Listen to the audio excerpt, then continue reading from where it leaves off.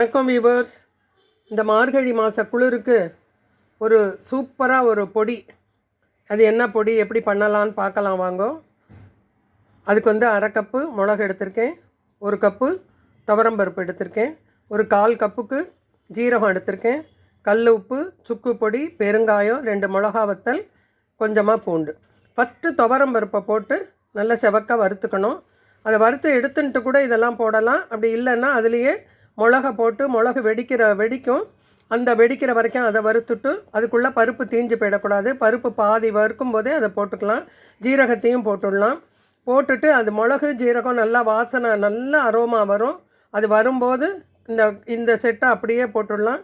போட்டு அது கூடவே பூண்டையும் போட்டு நல்லா வறுத்துட்டு இழுப்பச்சட்டியிலே வைக்க வேண்டாம், வறுத்த பானையிலேருந்து அதை எடுத்துடணும். ஏன்னா இந்த பொடியெல்லாம் தீஞ்சு போயிடும். அதை எடுத்துட்டு நல்லா ஆறினதுக்கப்புறம் பட்டாட்டம் பொடிச்சிட்டு சாதத்தில் போட்டுன்னு சாப்பிடலாம். இது எப்படி செய்யலாம் பார்க்கலாம் வாங்க. பாருங்க, துவரம் பருப்பு நல்ல செவர வறுக்க ஆரம்பித்தாச்சு. இன்னும் கொஞ்சம் வாசனை வரல, இன்னும் கொஞ்சம் வாசனை வரணும். வாசனை வந்ததுக்கப்புறம் இதுலேயே மிளகு ஜீரகத்தை போட்டு கொஞ்சம் ஃப்ரை பண்ணிவிட்டு அதுக்கப்புறம் அந்த சுக்கு பொடி, பெருங்காயம், கல் உப்பையும் போட்டு சேர்த்து ஒரு வறுத்துட்டு அது மேலேயே பூண்டையும் போட்டு ஒரு வறுத்துட்டு கொஞ்சம் ஆறினதுக்கப்புறம் பொடிச்சிட வேண்டியதான். ஓரளவுக்கு நல்லா வறுபட்டுடுத்து இப்போ மிளகு போட்டுடலாம்,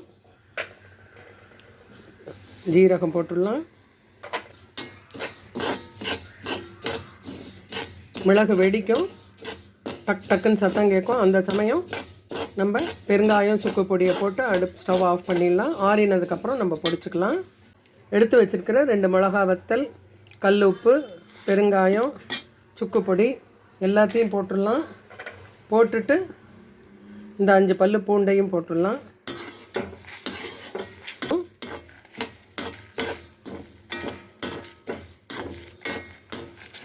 இப்போ அதை அப்படியே ஒரு தட்டுக்கு மாற்றிக்கலாம். மாற்றிட்டு ஆறினதுக்கப்புறம் நல்லா பட்டாட்டம் பொடிச்சுன்னு வந்துடலாம். அவ்வளோதான் வீவர்ஸ். இப்போ இதை பொடிச்சு எடுத்துன்னு வந்துடலாம் ஆற வச்சுட்டு.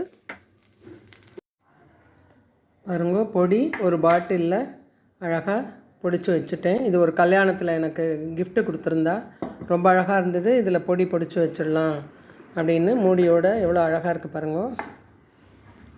இப்போ நான் கொஞ்சமாக சாதம் போட்டுருக்கேன், கொஞ்சமாக பொடி போட்டுருந்தா போகிறோம். கொஞ்சம் பொடி, இப்போ கொஞ்சம் நெய் விட்டுடலாம். நெய் விட்டுண்டு எப்போவுமே நம்ம பருப்பு சாதம் சாப்பிட்றோம் இல்லையா, அது மாதிரி இதை ஒரு கொஞ்சமாக சாப்பிட்டுட்டு அதுக்கப்புறம் குழம்பு ரசம் நம்ம என்னென்ன பண்ணியிருக்கோமோ சமையல் அதை சாப்பிட்டுக்கலாம். சூப்பராக இருக்கும். நீங்களும் இது மாதிரி பண்ணி அசத்துங்க வீவர்ஸ். சூப்பராக இருக்கும். சூப்பராக ஒரு மிளகு ஜீரகத்தூள் ரெடி.